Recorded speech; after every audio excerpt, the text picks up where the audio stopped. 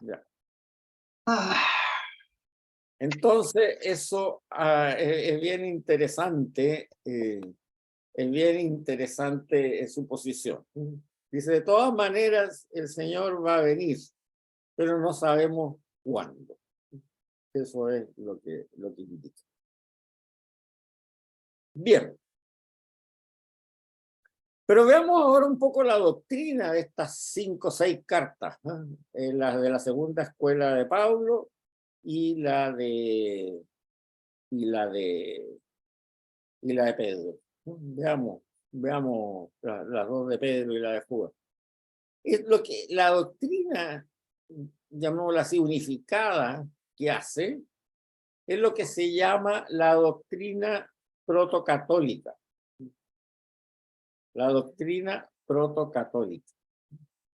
¿Qué es lo que es la doctrina protocatólica? Este nombre lo puso Lutero, o sea, es del protocatolicismo, vale decir, del catolicismo primitivo. La razón de que lo puso Lutero era de que él se dio cuenta de que estas cartas, estas 5 o 6 cartas, muestran una organización de la iglesia muy similar a la que existía en la época de Lutero, y que él, por supuesto, no congeniaba con ella del momento en que se separó. O sea, incluso Lutero pensó en eliminar de la Biblia estas 6 cartas. Pero algunos discípulos del propio Lutero le dijeron, mire maestro, si empezamos a eliminar textos de la Biblia porque no nos gustan, lo que va a pasar va a ser que cualquiera persona de poder eliminar los textos de la Biblia que no le gusten y al final esto va a quedar en nada. Entonces Lutero aceptó que se quedaran, pero siempre las miró con desprecio. Pero vamos a ver qué es lo que a él le llamó la atención de esto. Bueno, lo primero es que se consolida la idea de una tradición apostólica. No se discute en estas cartas, como lo hablábamos en la clase pasada, la doctrina de los herejes. No se discute. Lo que se hace es que se da por supuesto lo que se llama un depósito de la fe, que ya es conocido. Vale decir, una tradición apostólica establecida, ¿no?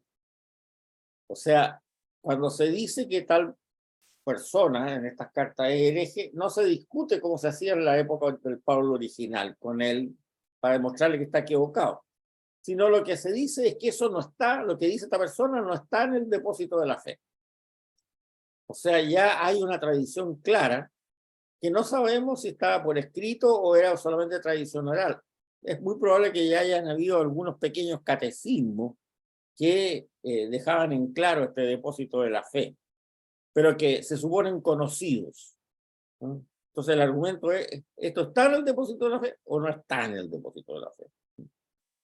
Y además significa esto que se pasa de una iglesia absolutamente carismática, como la de la época del Pablo original. O sea, ¿qué significa eso? Que los predicadores eran predicadores per se, gente que salía a predicar, ¿no? Que no tenía ningún mandato especial salvo de la inspiración divina de salir a predicar. O sea, eran predicadores carismáticos, sin ninguna organización, que fundaban iglesias, en el entendido de ser asambleas de personas, como decíamos antes, y, y dejaban a un discípulo suyo a cargo de esa iglesia. En cambio ahora no. Ahora ya en esta época hay una iglesia organizada, con cargos territoriales. Y los cargos son bien claros: obispo, presbítero y diácono. Y esos están a cargo de un territorio. El obispo está a cargo de un territorio, de una ciudad. Y estos cargos se otorgan por un mecanismo que se llama la imposición de las manos. Un obispo impone las manos sobre la cabeza de aquel que está ordenando, ya sea como obispo o como sacerdote o como diácono. Y el obispo es el único que puede imponer las manos a otras personas. Ni el sacerdote ni el diácono pueden poner las manos y consagrar a nadie. Y además, estos cargos están entrelazados por la idea de la sucesión apostólica. O sea, ya no es un señor predicador itinerante que va por motu propio, sino que el obispo tiene que haber sido designado obispo, consagrado obispo, por la imposición de las manos de otro obispo que venía antes de él. Y así sucesivamente se arma una cadena hasta que se llega a un apóstol. Entonces es un proceso ordenado y muy definido. Ya no es esa iglesia carismática que salía a predicar sola, hermano. Cualquiera. Entonces tenemos obispos, presbíteros y diáconos. Eso le molestaba mucho a Lutero, por eso le trató de echar estas cartas para afuera. Obispos, presbíteros y diáconos ordenados por la imposición de las manos de sus antecesores, que a su vez formaban una cadena en el mismo sentido hasta llegar a un apóstol. ¿Ya? Es lo que es la sucesión apostólica. Entonces tenemos el concepto de depósito de la fe, el concepto de los cargos territoriales, obispos, presbíteros y diáconos, y el concepto de la sucesión apostólica. Otra cosa que también hay es, se abandona, como decíamos ya, una parucía, o sea, una segunda venida de Cristo inminente. Por lo tanto, para que la gente sepa cómo comportarse mientras espera la parucía, se establecen unas normas de piedad, lo que se llama. Se hacen listas de características que deben seguir los adherentes a la fe para tener una vida ordenada y cívica con sensatez, justicia y piedad, como se dice en la carta a Tito. O sea, se establecen códigos de comportamiento moral. En la época de Pablo original, se decía, lo que tú tienes que hacer es vivir con la fe, y una fe actuante, o sea, una fe que signifique vivir como lo dijo Jesucristo. Pero bueno, en esa época el recuerdo de Jesucristo estaba en la mente de todos. Entonces no se necesitaba definir nada más. Pero ahora ya han pasado de la resurrección 50 años. O sea, han pasado casi 2 generaciones. Entonces ya no es tan fácil decir, vive de acuerdo a tu fe. Sí, claro, vive de acuerdo a tu fe. Pero ¿cómo? Bueno, ahí se hacen listas de normas morales concretas que permitan llevar una vida ordenada y cívica con sensatez, justicia y piedad. O sea, códigos de comportamiento moral explícitos. Y se describe la piedad como un sistema de vida cristiano, según pautas preestablecidas. Ahora, para eso mismo, se constitucionaliza lo que se llama la sacramentalización. O sea, ya el día domingo se va a la cena del Señor, pero también empiezan a instituirse y reglamentarse los sacramentos. O sea, que te ayudan a llevar una vida de piedad. Especialmente surge ahí la Eucaristía, que se define bien claramente, el bautismo, que ya venía de antes, obviamente, y el sacramento de la penitencia, o sea, de la confesión. Porque esos permiten llevar una vida ordenada y piadosa. Y el último punto de esta doctrina protocatólica, que le molestaba tanto a Lutero, es ya se organizan listas fijas de los libros que pasan a formar el Nuevo Testamento. Ya lo vamos a ver en un par de clases más, pero ya empiezan a salir listas fijas completas. Ahora, no se habla todavía del Nuevo Testamento, pero se habla de los libros que pueden ser leídos en la liturgia y los que solo pueden ser leídos en la piedad personal práctica en la casa. O sea, los libros que pueden ser leídos en la liturgia son aquellos que derivan de la predicación de algún apóstol, entendiendo los apóstoles, los 12 más San Pablo. Y algunos más, como esto mismo la carta de Santiago, la carta de San Judas. Esos se sabe que vienen de la tradición apostólica directa. Y esos pueden ser leídos en la liturgia. Como vamos a ver en la clase ahora, hay muchos más libros que también tuvieron una gran popularidad, pero que no eran leídos en la liturgia, sino que eran leídos en la piedad personal, porque sus autores no habían sido testigos directos o de los secretarios o de los apóstoles mismos. O vamos a ver ahora las cartas de San Ignacio de Antioquía o las cartas del Papa Clemente. Entonces, tenemos todos esos puntos que son lo que se llama la doctrina protocatólica, de acuerdo al término de Lutero.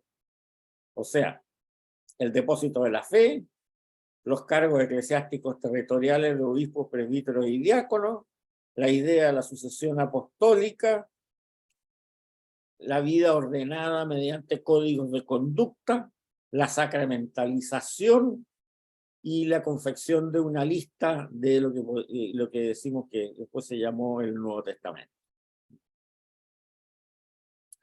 Ahora, obviamente el protestantismo, sobre todo el luterano y el calvinista, ha mirado siempre muy mal estas cartas porque le dan la razón a la Iglesia Católica y a las iglesias de Oriente, del Oriente cristiano, ya sea la ortodoxa o la católica oriental, de que desde los más tiernos tiempos del cristianismo, vale decir siglo I, año 80 o algo así, la organización que tanto la Iglesia Católica tiene actualmente como las iglesias de Oriente ortodoxa ya existía.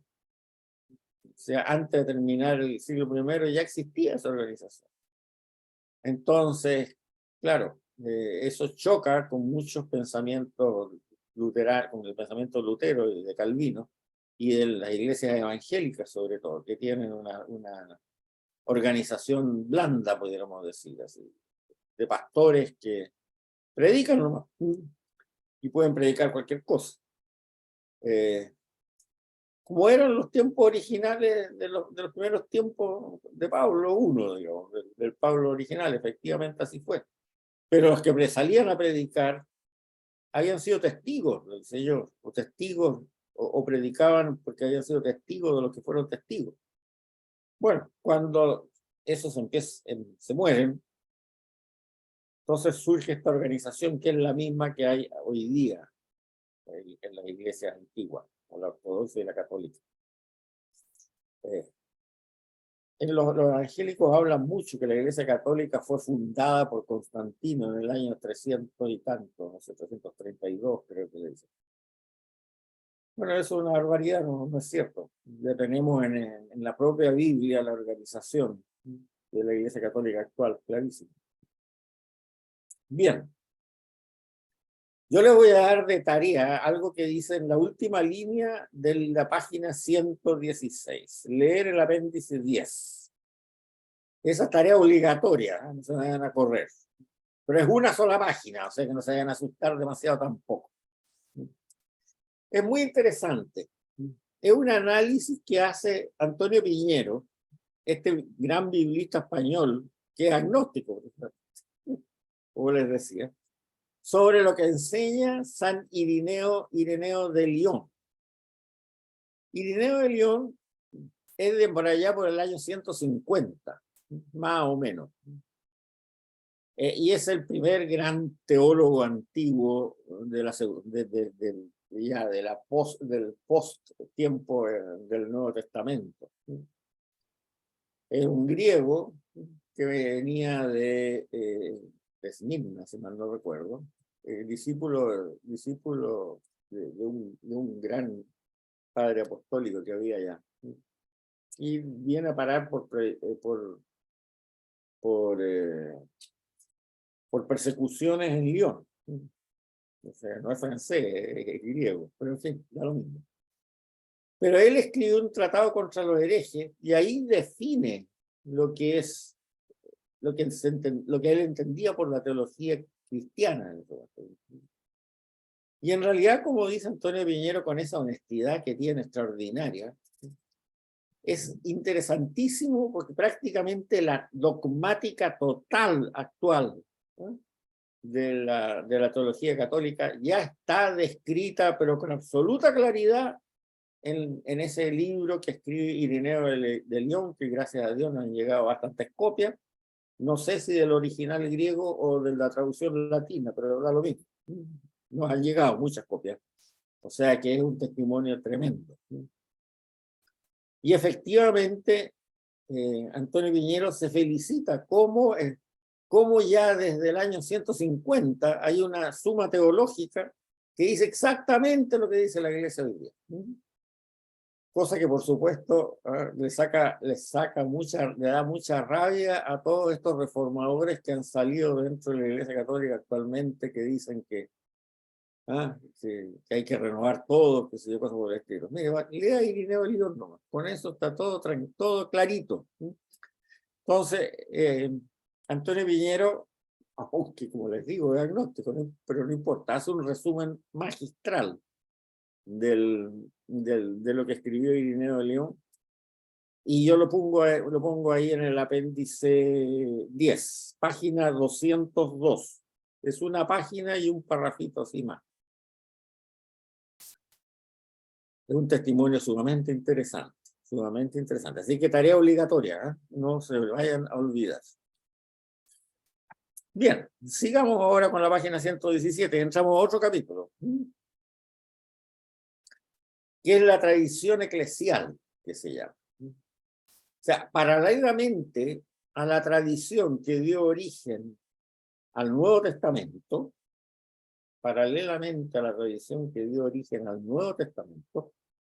surge también una serie de escritos que no se incluyeron en el Nuevo Testamento. ¿Por qué? Porque sus escritores no habían sido testigos directos del Señor o secretarios de aquellos que habían sido testigos directos del Señor, pero que tuvieron mucha importancia y fueron muy apreciados.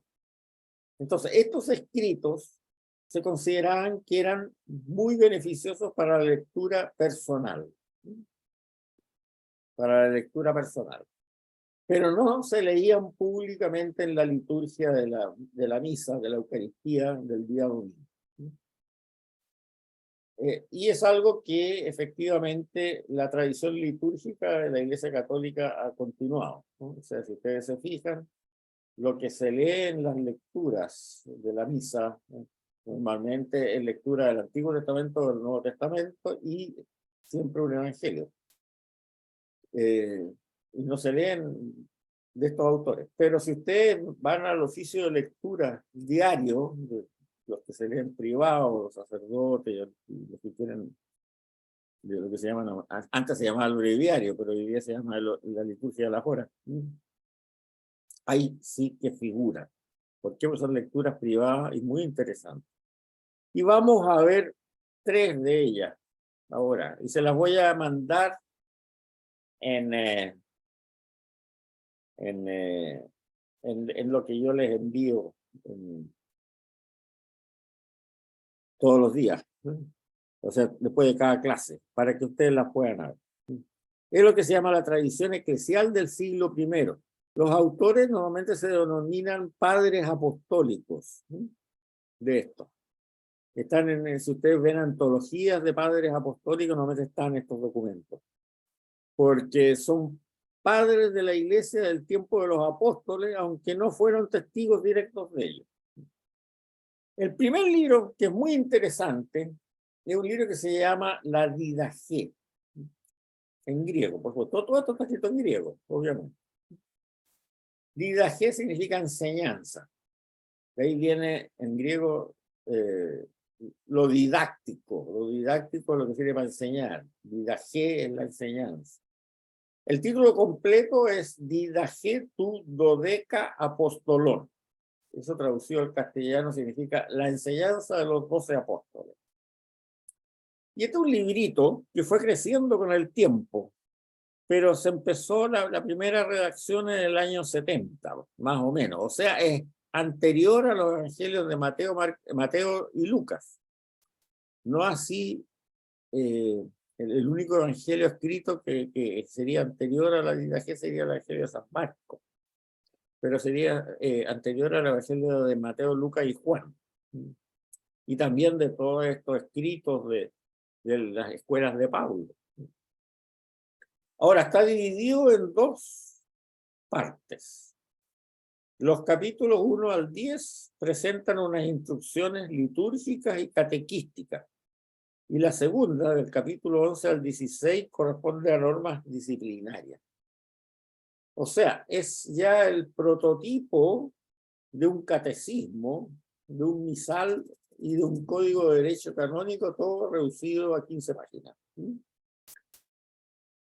Por eso que hablábamos, cuando hablamos del depósito de la fe, es muy probable que hayan existido más libritos de este tipo, que ya tenían un catecismo metido adentro, en potencia, digamos. Ahora, ¿qué se piensa de que era el objetivo de este librito? Si estamos antes del año 70, todavía existían muchos de estos predicadores itinerantes del cristianismo, que no eran todavía gente que había sido ordenada como obispos, sacerdotes y diáconos. Entonces esto debe haber sido seguramente una especie de manual de los cortapalos, ¿no? Como dirían hoy día los lolos, ¿no? Para los predicadores itinerantes.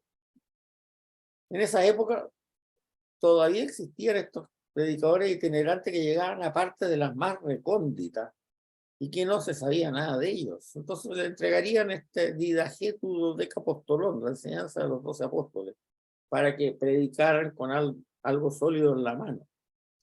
Fíjense que se han encontrado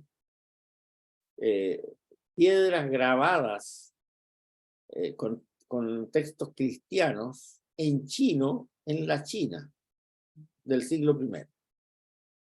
Ahora, ¿quién llegó allá? No tenemos idea. Lo que sí sabemos es que no le fue muy bien, porque no dejaron rastro más que estas piedras grabadas en chino, en la China, digamos. Pero llegó gente a muchas partes muy raras, en la India también. Entonces seguramente estos predicadores itinerantes llevar esta didaje, esta especie de catecismo primitivo, enseñanza de los 12 apóstoles. Esa se la voy a mandar para que le dicen, no, mira, leerla, bien interesante. Ahora, lo curioso que ya desde esa época, en estos primeros años de la iglesia, años 70, años 80, hace hincapié en asuntos que hoy día son muy atacados, como la necesidad de la Eucaristía, la necesidad del sacramento de la confesión para poder acceder a la Eucaristía, la importancia y solemnidad del sacramento del bautismo, y la importancia de los líderes de la iglesia que pueden nombrar obispos, etc. Entonces, se ve que ya en esa época había bastante de uniformidad. Los segundos escritos que vamos a ver de esto son las cartas de San Ignacio de Antioquía. San Ignacio de Antioquía fue una persona que fue nombrada sucesor de San Pedro en Antioquía cuando San Pedro se fue a Roma.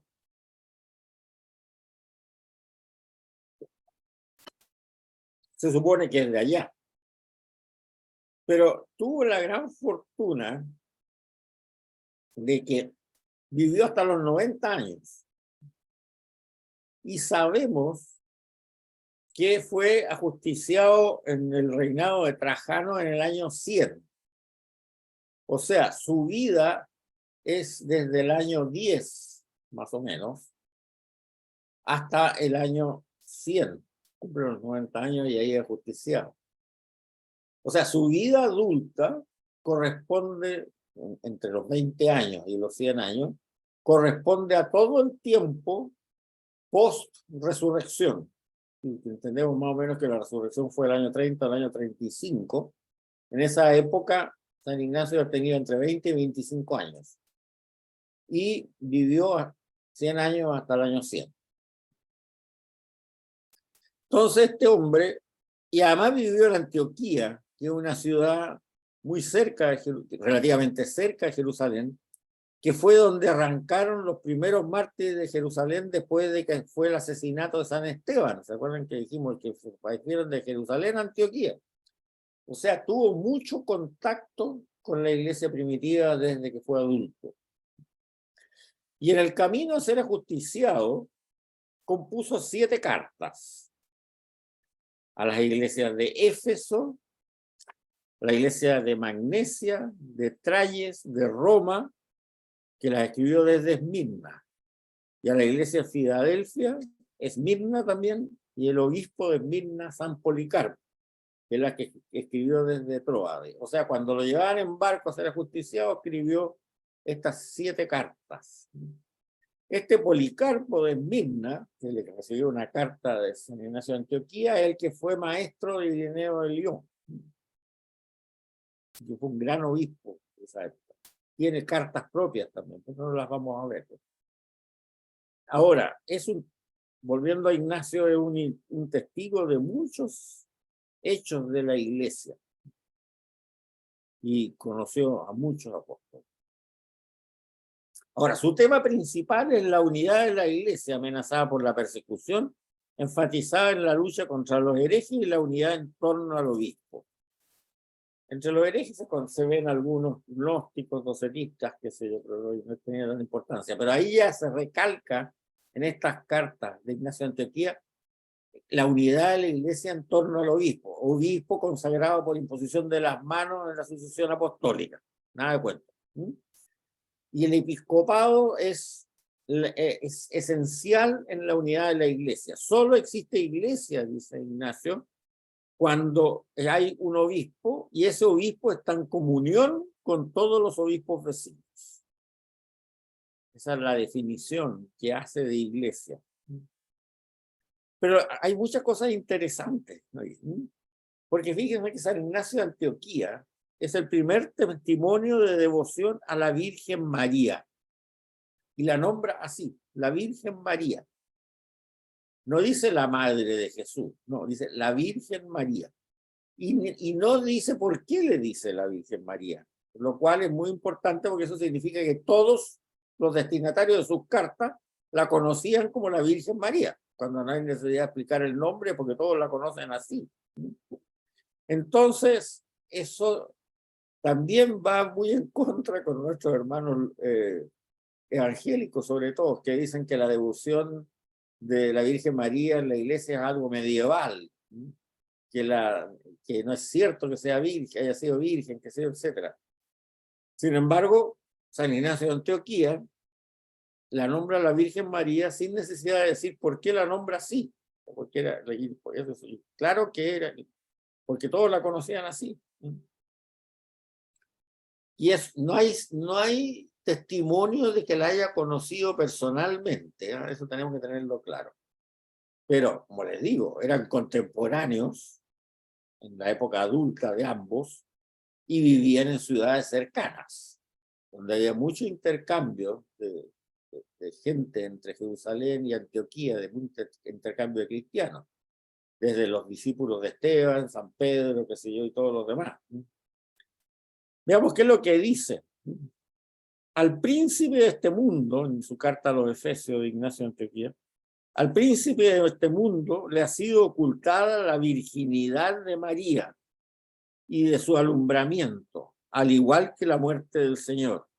3 misterios sonoros que fueron realizados en el silencio de Dios. ¿Cuáles son esos 3 misterios? La virginidad de María, su alumbramiento virginal, al igual que la muerte del Señor. Y en otra carta, en los cristianos de Esmirna, que la voy a leer también inmediatamente, dice algo muy parecido. Pero aquí entendamos una cosa bien simpática. En el judaísmo tradicional del Antiguo Testamento existía lo que se llamaba la Jebirá, que era la persona más importante junto al rey. Y eso, la Jebirá significa, traducida literalmente, del hebreo al castellano significa la mujer poderosa. No es la reina, no es la mujer del rey.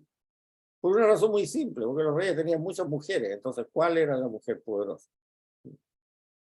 La mujer poderosa era la madre del rey. Esa es la Jebirá. Y era la que se sentaba en un trono a la diestra del rey. La madre del rey, la mujer poderosa. Veamos, por ejemplo, lo que dice el libro de los reyes, cuando Salomón asciende al trono, después que muere David, lo primero que hace el rey Salomón es entronizar a su madre, a su mano derecha, y entronizarla como la Jebirá, textual. ¿Qué es lo que dice el libro de los reyes? Entonces Salomón se sentó en el trono de David, su padre, la primera vez que se sentaba. Y su reino estaba firmemente establecido. Y su madre, Betsabé, fue donde el rey para hablar con él. Y el rey se levantó para recibirla, se inclinó ante ella, y luego el rey se sentó en su trono y trajo un asiento a la madre del rey para sentarla a su derecha. La Jebirá. Y Jeremías dice algo también interesante en el profeta Jeremías, en el libro de Jeremías, que cuando se abolió la monarquía y se llevó, y Nabucodonosor se llevó al rey de ese tiempo cautivo a Babilonia, también se llevó a la Jebirá, a la madre.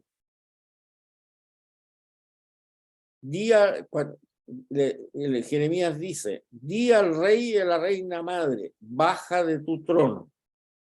O sea, el trono era el rey, que en ese momento era el que ocupaba, no me acuerdo cómo se llamaba, Ezequías creo que era. Baja de tu trono, y la reina madre que está sentada a tu derecha también baja de tu trono. Se acabó el reino davídico. Por lo tanto, ambas quedaban destronadas. Y ahí uno saca conclusiones también que no es extraño el trato que le ha dado el cristianismo siempre a la Virgen María, atestiguado por Ignacio de Antioquía, porque era la Jebirá, era la madre del Mesías, tal como la Jebirá era la madre del rey. Veamos otra cita de San Ignacio de Antioquía en su carta a los Desmin. Dice, doy gracias a Jesucristo Dios por habernos otorgado tan gran sabiduría. He podido ver, en efecto, cómo os mantenéis estables e inconmovibles en nuestra fe, como si estuvieras clavados en cuerpo y alma a la cruz del Señor Jesucristo, y cómo os mantenéis firmes en la caridad por la sangre de Cristo, creyendo con fe plana y firme en nuestro Señor, el cual procede verdaderamente de la estirpe de David según la carne, es hijo de Dios por la voluntad del poder del mismo Dios, nació verdaderamente de la Virgen, fue bautizado por Juan para cumplir así todo lo que Dios quiere, y finalmente su cuerpo fue verdaderamente crucificado bajo el poder de Ponce Pilato y del tetrarca Herodes, y de su divina y bienaventurada pasión somos frutos todos nosotros, para que mediante su resurrección elevar su estandarte para siempre en favor de sus santos y sus fieles, tanto judíos como paganos, reunidos todos en el único cuerpo de su iglesia. Todo esto lo sufrió por nosotros para que alcanzáramos la salvación, y sufrió verdaderamente como también se resucitó a sí mismo verdaderamente. Yo sé que después de su resurrección tuvo un cuerpo verdadero como sigue aún teniéndolo. Por esto, cuando se apareció a Pedro y a sus compañeros, les dijo, tocadme y palpadme, y daos cuenta que no soy un ser fantasmal e incorpóreo. Y al punto lo tocaron y creyeron, adhiriéndose a la realidad de su carne y de su espíritu. Esta fe les hizo capaces de despreciar y vencer la misma muerte. Después de su resurrección, el Señor comió y bebió con ellos como cualquier otro hombre de carne y hueso, aunque espiritualmente estaba unido al Padre. Quiero insistir acerca de estas cosas, queridos hermanos, aunque ya sé que las creéis. Aquí vuelve a decir lo más importante de la fe cristiana de esa época, estamos hablando del año 95, 98, y también a mencionar a la Virgen, sin decir quién era ni por qué. También testimonia Ignacio de Antioquía que la Eucaristía es la carne de Cristo, en la carta también a los cristianos de Esmirna. ¿Qué dice? Pero observar bien a los que sostienen doctrina extraña respecto a la gracia de Jesucristo que vino a vosotros, que estos son contrarios a la mente de Dios.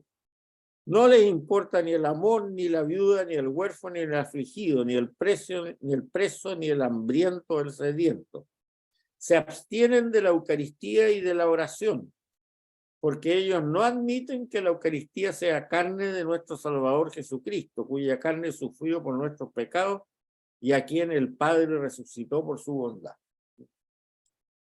Bueno, si hay algún interesado, le puedo enviar varias cartas de estas de San pero en la internet la encuentro, no hay ningún problema en sitios católicos. Pero es muy interesante todo esto del testimonio que da Ignacio de Antioquía sobre la Virgen, sobre la Eucaristía, sobre la unidad de la Iglesia, la unidad de los obispos, etc. Y otra carta que me voy a referir también de esta época, que es muy interesante, es la carta de San Clemente Romano, Papa, a los Corintios. Esta sí que se la voy a mandar. El autor de esta carta es Clemente I, Papa, que fue obispo de Roma entre los años 92 y 101. Es el tercer sucesor de San Pedro, después de San Lino y San Anacleto. Después viene Clemente. Este personaje, igual que Ignacio de Antioquía, es uno de los grandes personajes del siglo I. O sea, fue tremendamente considerado en la época. Su carta también creó una escuela, o sea, después hay otras cartas atribuidas a él que parecen ser de sus discípulos. Yo tengo la idea, lo leí en alguna parte, que la carta de Clemente de Roma a los cristianos de Corintio es el documento de que existen más copias fuera del Nuevo Testamento. Y se han encontrado copias en todas partes del mundo antiguo, obviamente. Entonces quiere decir que esta carta tuvo una tremenda popularidad. Hoy día sería una encíclica, para decirlo algo, ¿no? Porque es un papa. Está escrita en 65 párrafos, ¿no? Le dicen capítulos, pero son párrafos en realidad, no es tan larga. Ahora, ¿por qué la escribió? Porque llegó a su conocimiento que las mismas disputas que San Pablo había condenado tan severamente en Corinto habían de nuevo vuelto a surgir. Pero los corintios eran incorregibles en sus peleas, digamos, ¿eh? Porque las mismas disputas que había tenido San Pablo con los corintios ahora volvían de nuevo a surgir y solo una pequeña minoría de la comunidad permanecía fiel a los presbíteros que habían sido expulsados de la iglesia por estos revoltosos. Pues la intención de Clemente era componer la diferencia y reparar el escándalo dado a los paganos. Ahora, es muy interesante esta carta porque además también cuenta otras cosas, así de pasada. O sea, da testimonio sobre el martirio de San Pedro, los viajes de San Pablo a los confines de Oriente y Occidente y su posterior martirio. Da testimonio directo de las persecuciones a los cristianos bajo Nerón. Pero lo más importante es que explicita la doctrina y el dogma de la sucesión apostólica claramente. Se insiste en el hecho que la comunidad no puede deponer a los presbíteros, porque no son ellos, los miembros de la comunidad, los que les confieren la autoridad. El derecho a gobernar la iglesia deriva de los apóstoles, quienes ejercieron su poder obedeciendo a Cristo, que a su vez había sido enviado por Dios. O sea, la sucesión apostólica aquí está clarísima. Esto no es un asunto de liderazgo personal. Obviamente, dice tan claramente Clemente, hay que escoger para la sucesión apostólica a las personas idóneas, eso no cabe la menor duda. Pero ya cuando se le imponen las manos y recibe el sacramento de la consagración como obispo, como presbítero, eso es para toda la vida.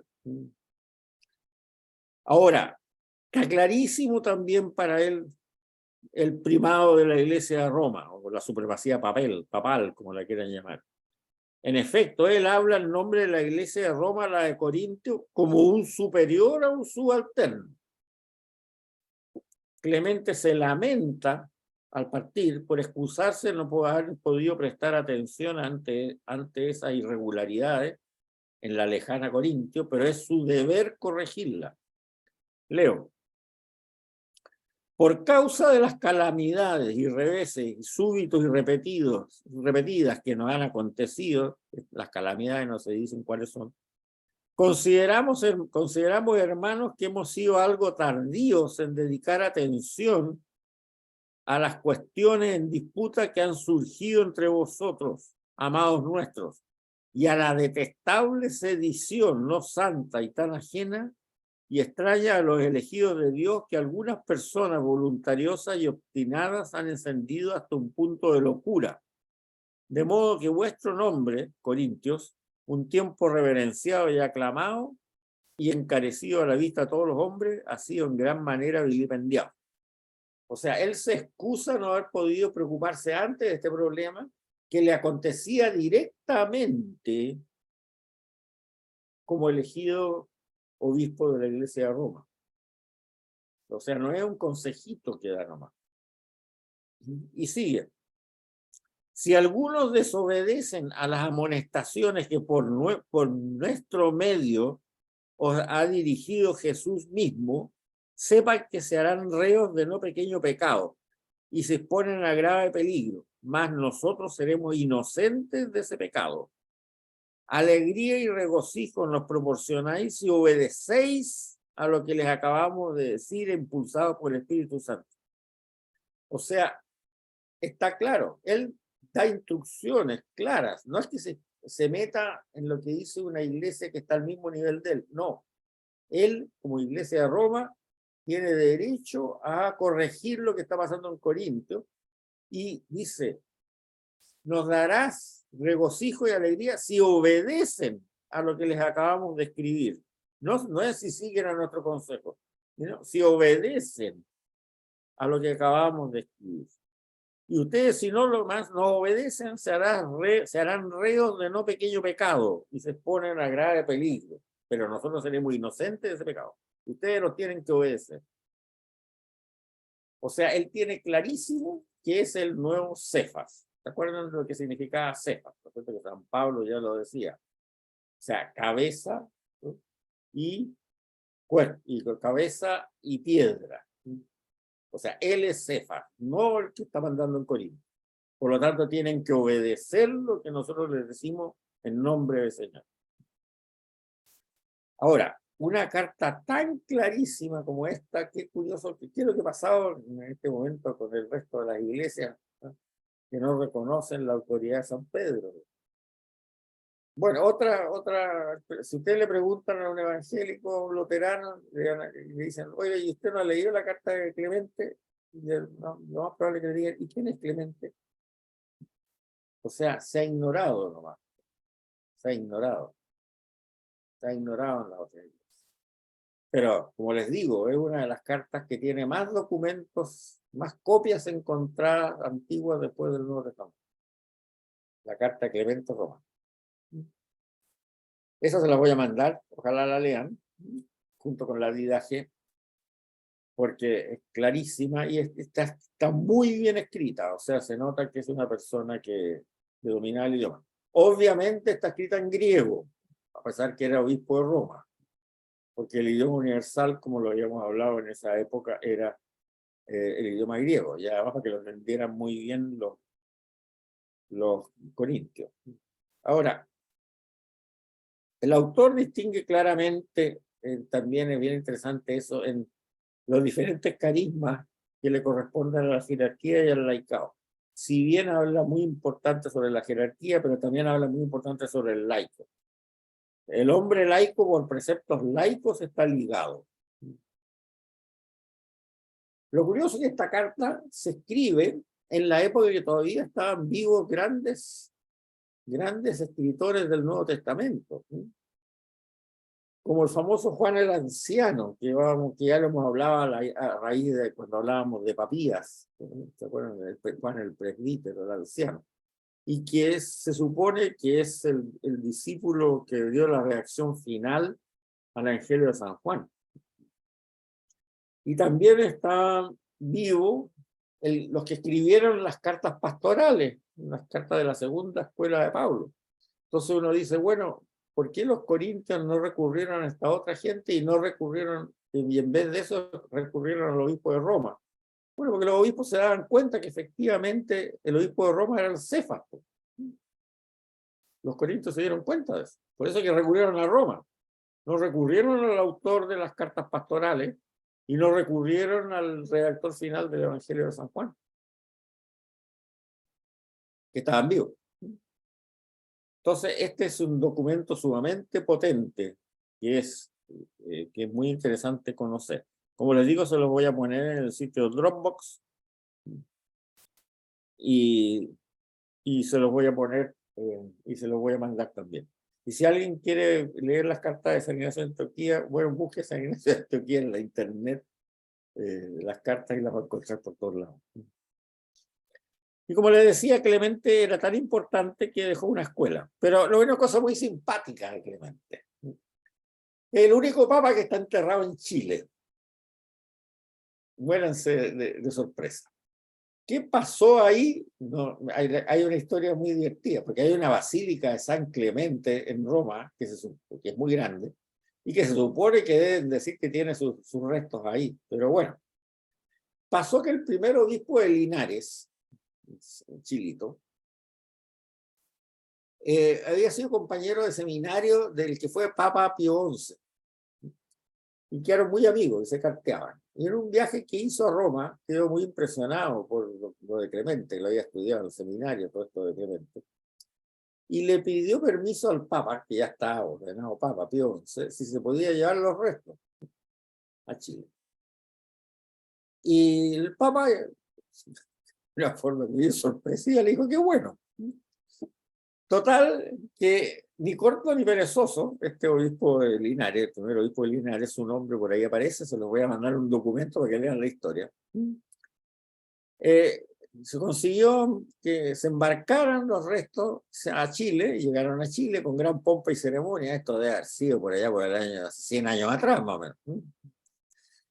Y están en una condición bastante presentable el cuerpo de San Clemente, y está en una urna de cristal en la Catedral de Linares. Lo pueden ver. Entonces hay un pequeño texto que conseguí por ahí que se los voy a mandar, también lo voy a poner en el Dropbox, ¿no? Sobre cómo llegó ahí a San Clemente a la Catedral de Linares. Y es tan divertido esto porque una vez un alumno mío que hizo este curso, en la época que lo hacía presencial, se encontró con un obispo, que era amigo de él, un obispo chileno, pero no era de Linares, y no voy a decir el nombre. Y le dijo, oiga, monseñor, ¿usted sabía que el Papa Clemente I, sí, muy importante, le dijo inmediatamente. Sí, pero si usted sabía que estaba enterrado en Linares, no tenía idea. Así que es algo bien curioso esto, para que lo lean. Ahora, ¿qué dirán ahí los habitantes de Roma que están cerca de la Basílica de San Clemente? No sé. Ahora, a lo mejor eso es también la razón por la cual cerca de por ahí hay un pueblito que se llama San Clemente. No sería nada raro que venga de esto mismo, ¿no? Pero el cuerpo de San Clemente está en una urna de cristal en la Catedral de Linares. Bien. También en esta época hay una serie de escritos judeocristianos que han tenido menos popularidad al desaparecer la rama judeocristiana de la Iglesia, y que son casi todos del género apocalíptico. En el Nuevo Testamento, obviamente se reconocen claramente escritos judeocristianos, como el Evangelio de San Mateo, todos los escritos de San Juan, su Evangelio, sus cartas del Apocalipsis, la carta a los Hebreos, la de Santiago y la de San Judas y las dos de San Pedro, son netamente judeocristianos. Pero también existieron libros que nos han llegado, como bastante apocalípticos, como les digo, que son el segundo de Enoch, la ascensión de Isaías, las Odas de Salomón, los oráculos civilinos. Son libros de esta época, de la época del siglo I, de tipo judeo-cristiano que nos han llegado, pero que nos han llegado en menos copias porque como desapareció la iglesia de tipo del judeocristianismo, que tal como lo vimos por allá después de las persecuciones a mediados del siglo II, no han tenido la divulgación que han tenido las cartas de Ignacio de Antioquía o la Didaqueo o la carta de Clemente Romano. Bien, y pasamos a la página 122, ya a estudiar al último gran teólogo del Nuevo Testamento, que es San Juan. Como hemos seguido cronológicamente todo esto, nos falta San Juan. Y vamos a comenzar un poco de esto. Ahora, San Juan es el más judeo-cristiano en todos sus escritos de todos los judeos cristianos del Nuevo Testamento. O sea, si no se entiende esto, su lenguaje netamente judío, es bien difícil entender el Evangelio de San Juan y los escritos de San Juan y el Apocalipsis sobre todo.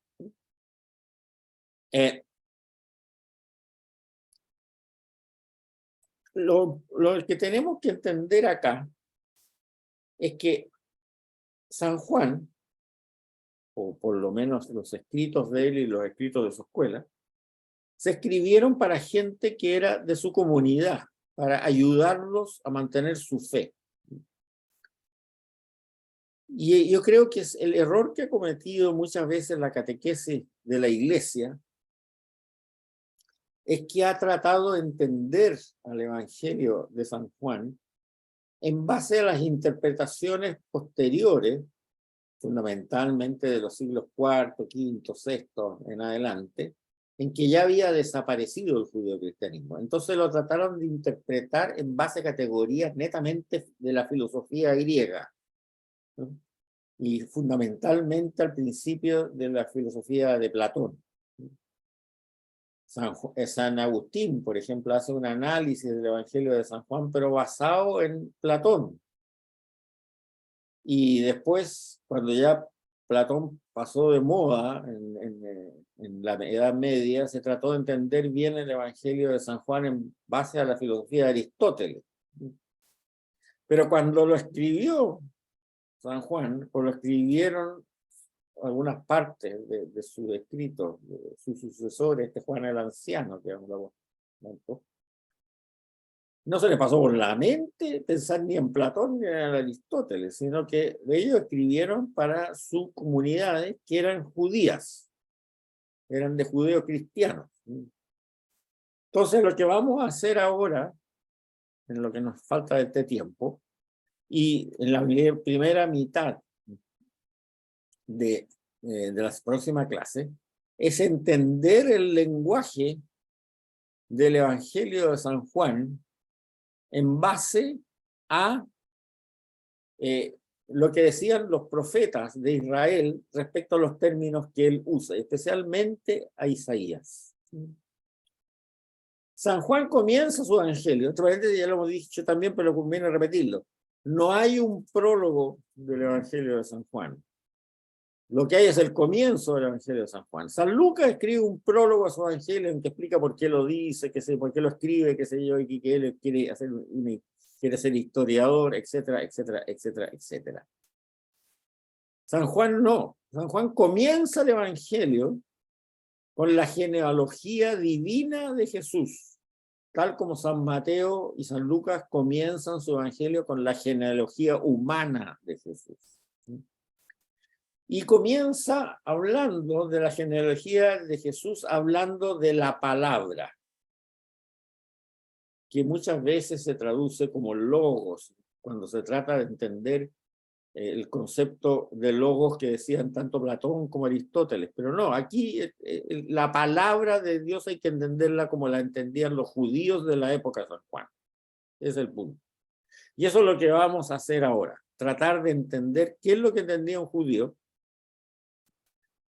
piadoso, que rezaba de acuerdo a lo que decía San Juan en su evangelio, porque lo dirigió San Juan a su comunidad judía, y lo entendía perfectamente.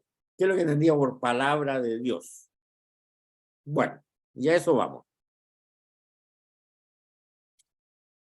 ¿Qué es lo que es la palabra de Dios? La palabra de Dios tenemos que remontarla a la época de los profetas de Israel, 500 años antes de todo esto, que es cómo Dios se revela.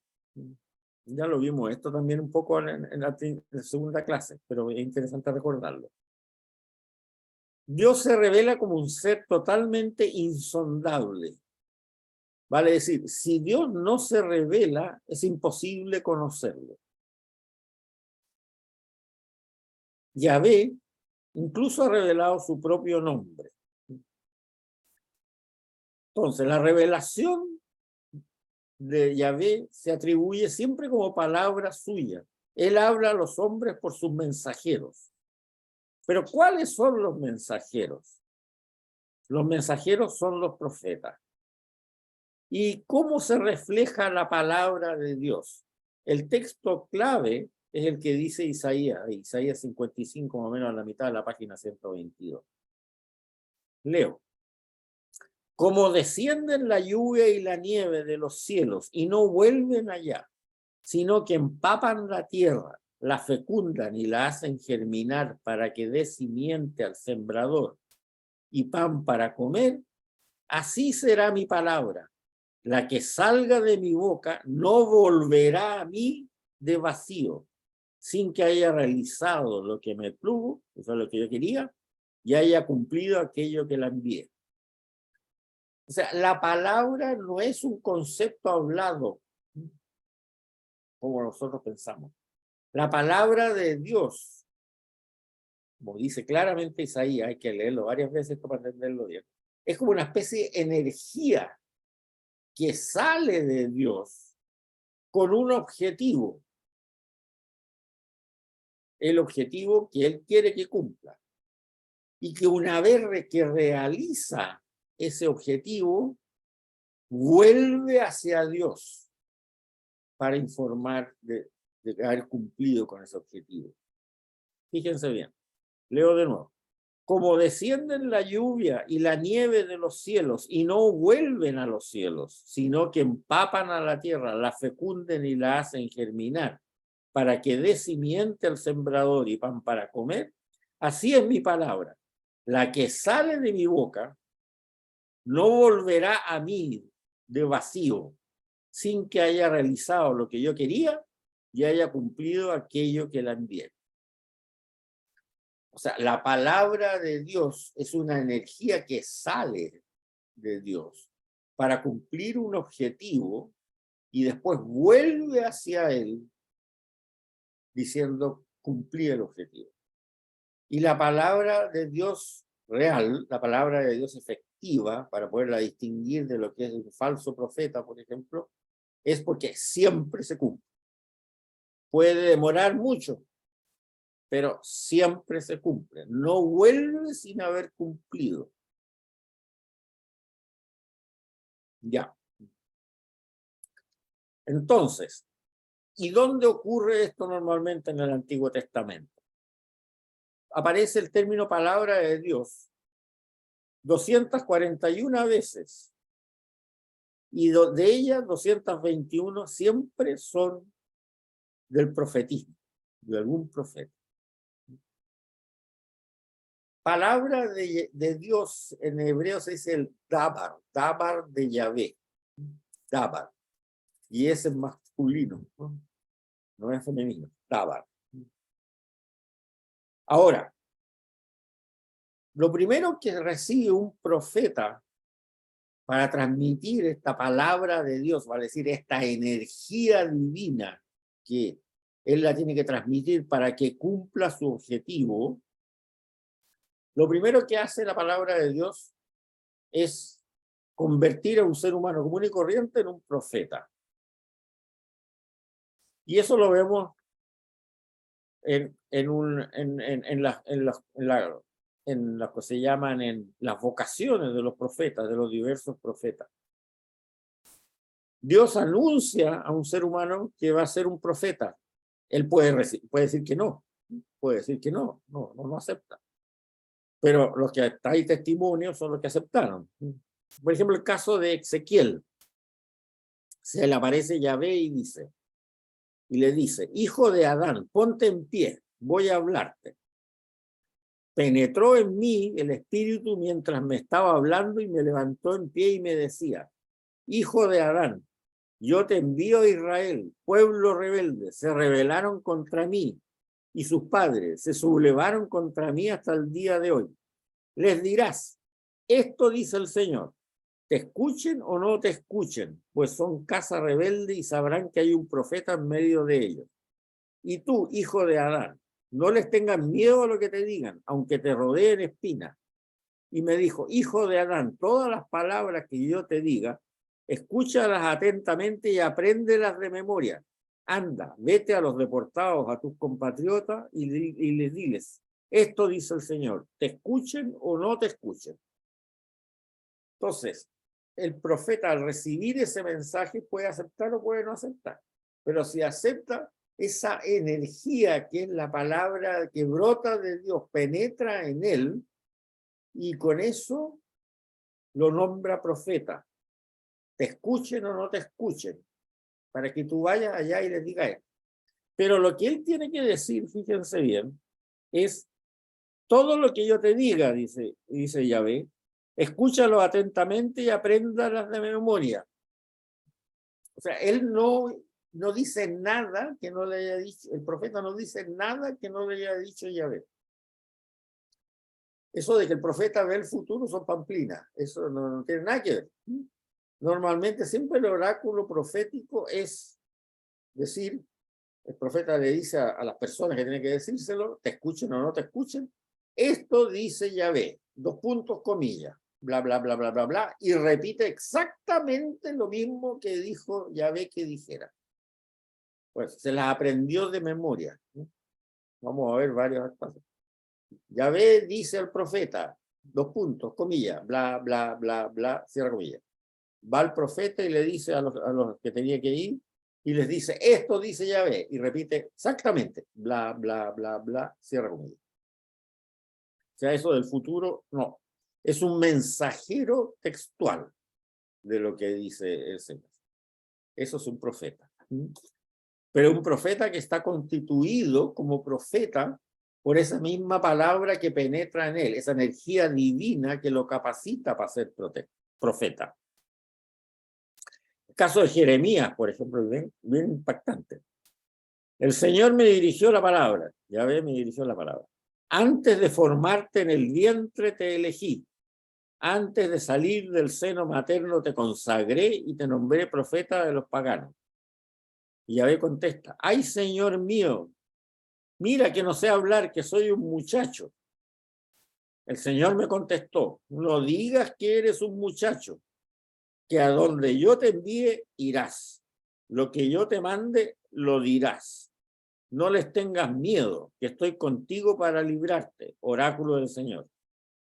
El Señor extendió la mano, me tocó la boca y me dijo, mira, yo pongo mis palabras en tu boca. Hoy te establezco sobre pueblos y reyes para arrancar y arrasar, destruir y demoler, edificar y plantar. O sea, bastante terrible lo que le dice, pero esa palabra de Dios, que es esa energía divina que brota de él y que recibe Jeremías, tanto Jeremías como Ezequiel, le da precisamente la fuerza, una energía divina, para poder cumplir con esa misión.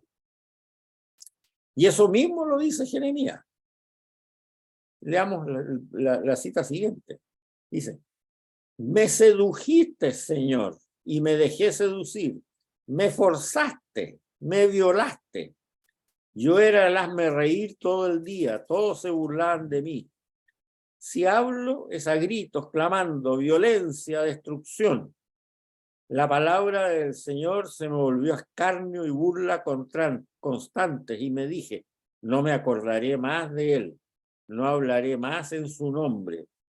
Pero la sentía dentro de uno como un fuego ardiente encerrado en los huesos. Hacía esfuerzo por contenerla y no podía.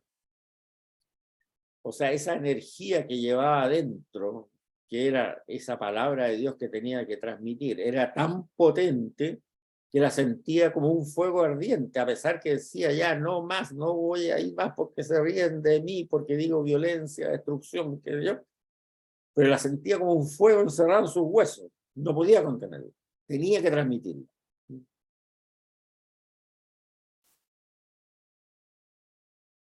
De esta identificación del profeta, entonces, con la palabra surge la convicción firme que sus oráculos son el dábar del mismo Yahvé.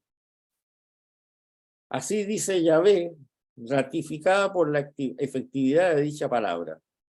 Por eso que cuando se dice dirigióse la palabra de Dios a fulano de tal, equivale a decir la palabra de Dios se hizo realidad en fulano de tal.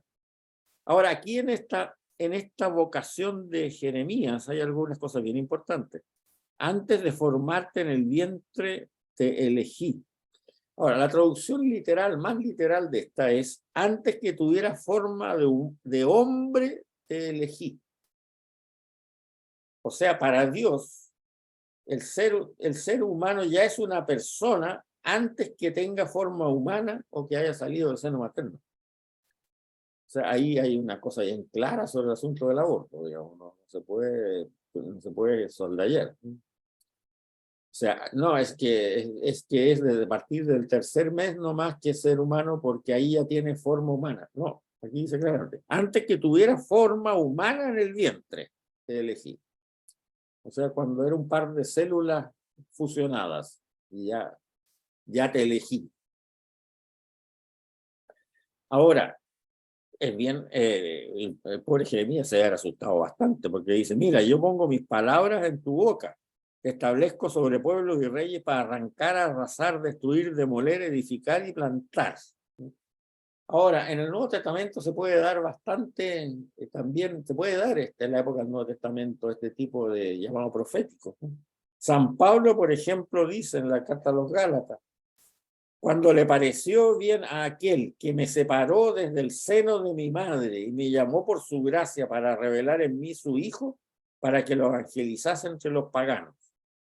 Él está hablando de una forma muy parecida a lo que habla Jeremías cuando Jeremías fue instaurado como profeta.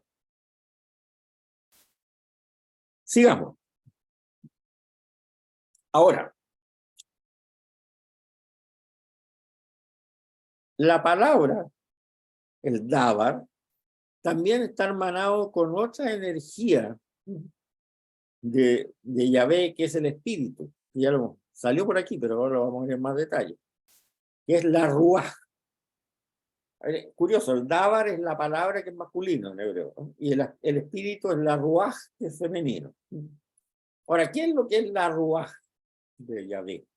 Es el soplo de Yahvé, la fuerza del Altísimo, y que lleva a término los deseos y los preceptos que manifestaban su palabra, su Dabar. O sea, la Ruá es la que da la fuerza, ¿no? La que da la fuerza para que el profeta pueda predicar su palabra, la palabra de Dios. Por eso que se dice que están íntimamente ligados en la palabra y el espíritu, aunque son manifestaciones diferentes de Yahvé. El Dabar, la palabra, sin la Ruaj, sin el espíritu sería ineficaz. Y la Ruaj, vale decir el espíritu, sin el Dabar, sin la palabra, sería una fuerza motriz sin objeto existente que pudiera mover. Esto se ve claramente, digamos, también en el Nuevo Testamento, ¿no es cierto? Vamos a ver después que Cristo es el Dabar de Yahvé hecho carne, ¿sí? Esta energía divina hecha carne. Ya. Pero el Señor sabe que, a pesar de todo, los 3 años que los apóstoles vivieron con él, sí, claro, creen lo que creen, pero son cobardotes, ¿no? Entonces, ¿qué es lo que dice el Señor? Les conviene que yo vuelva a la casa del Padre, porque ahí les enviaré el Espíritu, la Ruaj, Pentecostés. Y ahí podrán cumplir con la misión que se les ha sido encarnada. Y efectivamente, estos 12 apóstoles medio cobardotes que necesitaban de la Virgen María para que los juntara y no se desperdigaran porque estaban asustados, qué sé yo, llega el Pentecostés y salen a predicar para afuera de una manera gloriosa, digamos. O sea, al recibir el Espíritu, la Ruaj, adquieren la fuerza necesaria para ir a proclamar la palabra. El Espíritu de Dios, la Ruaj de Yahvé, es quien actúa en el profeta de modo que su mensaje sea realmente efectivo como palabra de Dios y no una simple locución humana. Su alma del profeta, la Ruaj del profeta, es la parte que él permanece abierta a la Ruaj de Yahvé, dándose en el profeta una unión entre Yahvé y este ser humano específico. Es bien interesante esto, porque lo mismo dice Ezequiel, por ejemplo. Después que es instaurado como profeta, como veíamos antes, que decía, tú dirás esto, aprenderás de memoria y lo dirás tal como yo lo dije, dice, continúa diciendo el mismo Ezequiel, entonces me arrebató el espíritu y oí a mis espaldas el estruendo de un gran terremoto al elevarse de su sitio la gloria del Señor, la gloria de Yahvé. El espíritu me tomó y me arrebató y marché decidido y enardecido mientras la mano del Señor me empujaba. Llegué donde los deportados de Tel Aviv y ahí me dirigió la palabra del Señor. Esto es bien curioso porque tenemos que hay tres cosas aquí. La primera, Yahvé llama a fulanito y le dice, quiero que seas un profeta y dirás y sin miedo y bla, bla, bla, bla, y todas estas cosas. Ahí entonces el profeta acepta eso. Y en paralelo, en algunos casos, en un orden, en otros casos el orden al revés, da lo mismo, recibe el Espíritu de Dios, la Ruaj, para poder ir enardecido a cumplir con esa misión, a donde sea, pase lo que pase. Y paralelamente recibe el mensaje que tiene que decir. En el caso de Ezequiel son 3 etapas separadas. O sea, él marchó enardecido a Tel Aviv, pero no sabía lo que tenía que decir todavía. Ahí dice, llegué donde los deportados de Tel Aviv y ahí me dirigió la palabra del Señor. Se lo leo de nuevo. Entonces me arrebató el espíritu y oía mi espalda el estruendo de un gran terremoto al elevarse de su sitio la gloria del Señor. El espíritu me tomó y me arrebató y marché decidido y enardecido mientras la mano del Señor me empujaba por el espíritu. Llegué donde los deportados de Tel Aviv y ahí me dirigió la palabra del Señor y ahí le dice lo que tiene que decir. O sea, había llegado a Tel Aviv sin tener idea de lo que iba a decir. No importa, pero empujado por la mano del Señor. Enardecido llegó a Tel Aviv. Y ahí le dijo. Ahora, Ezequiel dice claramente lo que el Señor le dice, las reglas del juego que le pone. ¿No? Miren, hijo de hombre, te he puesto de centinela en la casa de Israel. Cuando escuches una palabra de mi boca, les darás la alarma de mi parte. Si yo le digo al malvado que es reo de muerte y tú no le das la alarma, es decir, no hablas poniendo en guardia al malvado para que cambie su mala conducta y conserve la vida, entonces el malvado morirá por su culpa, pero a ti te pediré cuenta por su sangre. Pero si tú pones en guardia al malvado y no se convierte de su maldad y su mala conducta, entonces él morirá por su culpa, pero tú habrás salvado la vida. O sea, la responsabilidad del profeta es tremenda. Y tiene que decir lo que tiene que decir con la fuerza, para eso le ha dado la fuerza del Espíritu. Tiene que decir lo que tiene que decir.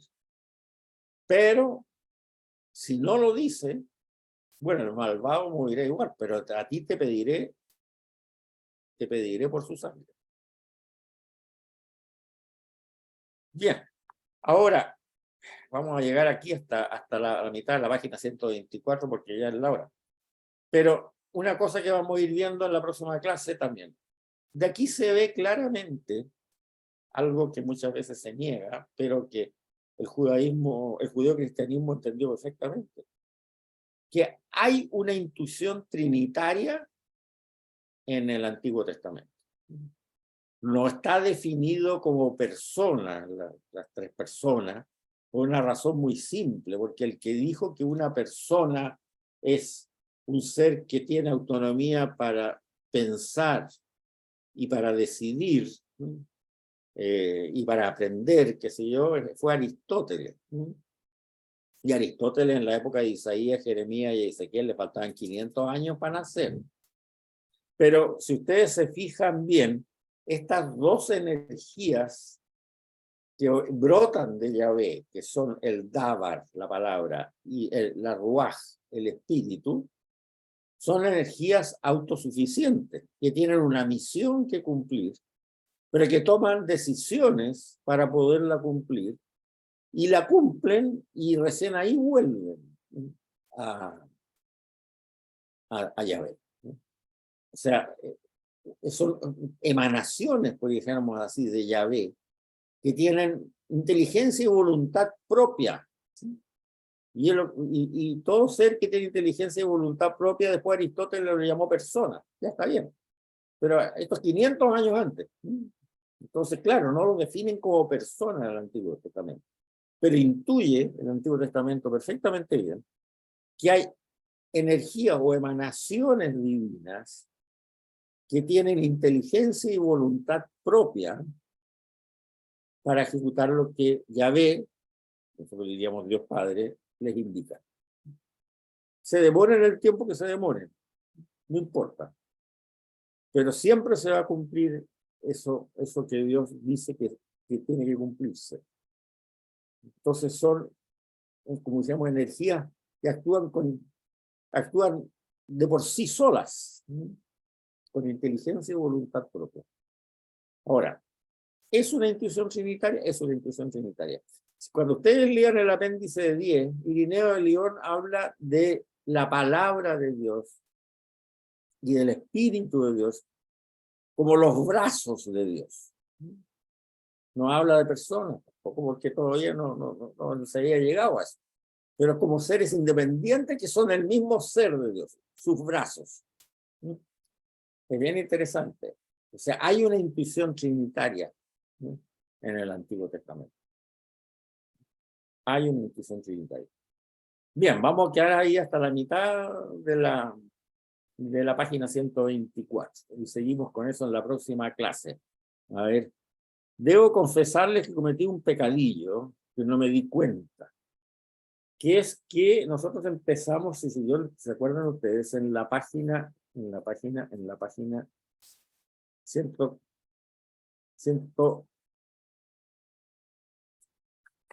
113. O 113 en la última línea, ¿te acuerdan? Ya. Pero en la página 114. Yo me distraje y no prendí la grabación hasta el final de la página 114. O sea, la grabación en audio que ustedes van a recibir no sale la página 114, ¿no? Pero bueno, es una página, ¿no? La aprendí sí para cuando empezamos con la página 115. Así que, bueno, esto será, los que no pudieron asistir a la clase van a tener que leer la página 114 de su propia cosecha nomás. Bien.